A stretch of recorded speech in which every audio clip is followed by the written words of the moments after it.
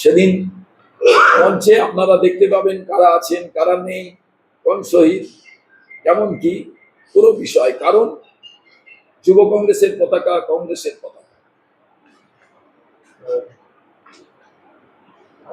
যে মানুষগুলো মারা গেছে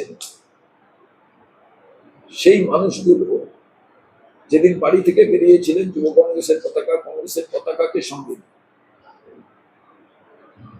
তাদের যেভাবেই স্মৃতিতর্পণ করুন না কেন, তাদের নামটা তো বদলে যায়, পতাকাটা তো বদলে যায়, তাহলে তাদের মনে শান্তি কি হবে?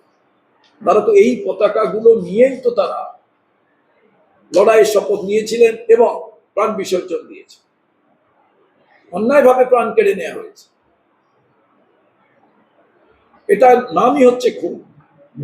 সেই খুনের বিচার হয়।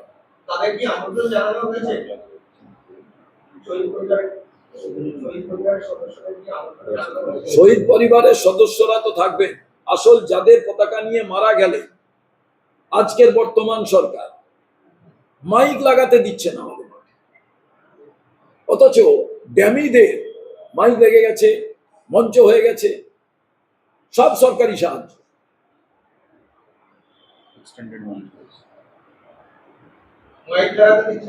আমাদের সকাল থেকে মাইক লাগাতে দিচ্ছে। আচ্ছা বলুন তো, আমি কত আগে থেকে পারমিশন নিয়েছি? একটা বড় মিটিং হলে তার পাশাপাশি পারমিশনের ব্যবস্থা থাকে না। কি করে হয়? কি করে অথরিটি দিলেন মেয়র রোডে? সকাল থেকে মাইক লাগাতে দিচ্ছেন, তাদের এক্সটেন্ডেড মঞ্চ হচ্ছে, তাহলে দিলেন কেন? গণতান্ত্রিক ব্যবস্থায় যদি ধ্বংস করবেন দিলেন কেন? মানে কোনো বিষয় নয়, আমি অ্যালাউ করছি আপনাকে। আবার বিএনএস 163 লাগিয়ে রেখেছি কিছু জায়গায়।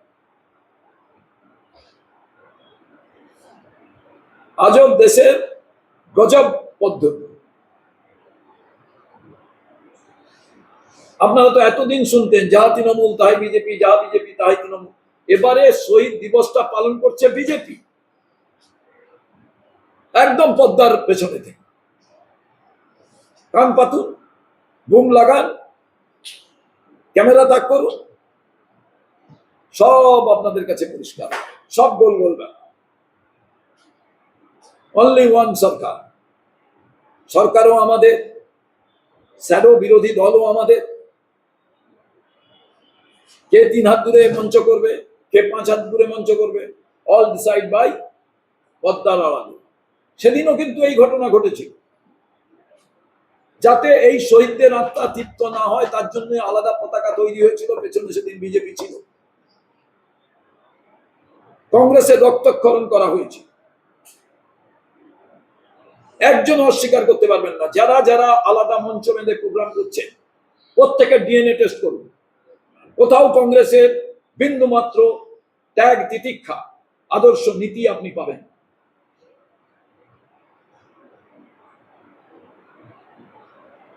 অথচ কংগ্রেসের থেকে পুরো অরিজিন যেটা, সেটা কিন্তু কংগ্রেস। সে শ্যামাপ্রসাদ মুখোপাধ্যায়কেও টেস্ট করলে তাই পাওয়া যাবে, মমতা বন্দ্যোপাধ্যায়কে টেস্ট করলে তাই পাওয়া যাবে, বাকিদের টেস্ট করলে তাই পাওয়া যাবে। একটা নতুন আজব জিনিস শুনছি, অমুকের তৃণমূল। সেই সময় গুলি চললো, তখন আমি অন্য দলে ছিলাম। রাজনীতি থেকে আদর্শ, নীতি, কোনো বাদ বালাই কিছুই নেই। বাংলার মানুষকে আমি বলবো পুরোটা দেখুন, আপনারাই সাক্ষী থাকুন, আপনারাই প্রধান বিচারক হন। এবং আগামীকাল শহীদ মিনারের নিচে আমরা সেই শহীদদের আমরা স্মরণ করতে চাই যারা বাড়ি থেকে মাকে বলে বেরিয়েছিলেন। আজকে কংগ্রেস, যুব কংগ্রেসের ডাকা গণতন্ত্র রক্ষার দাবি, নিত্য প্রয়োজনীয় জিনিসপত্রের মূল্য বৃদ্ধির বিরুদ্ধে আমরা মহাকরণ চলোর ডাকে ধর্মতলা যাচ্ছি। আর তার সঙ্গে যারা এসেছিলেন বাড়ি ফিরে বলেছিলেন, কাকিমা, মাসিমা, ভাই মারা গিয়েছে, দাদা মারা গিয়েছে। মারা যাওয়ার সময় যুব কংগ্রেসের পতাকা ছাড়েনি। আপনি যা কিছু দিয়ে ভরিয়ে দিন না, চাকরি দিন, যা কিছু দিন, অন্য পতাকার নিচে। তারা তো অন্য পতাকার নিচে আন্দোলন করতে যান।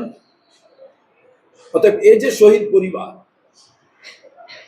একটা রাজ্যের, একটা রাষ্ট্রের তো দায়িত্ব তার নাগরিককে চাকরি দেওয়া, অকালে প্রাণ চলে গেলে কম্পেনসেশন দেওয়া। অনেকে ভাবেন দারুণ করেছে সরকার, এটা দিয়েছে, এটা সরকারের দায়িত্ব। সেই জন্যই তো ভোটে জিতে তুমি সরকারে এসছো। বেশি কি করেছো, সে আমার সরকারই হোক, অন্য সরকারি হোক। এই জায়গায়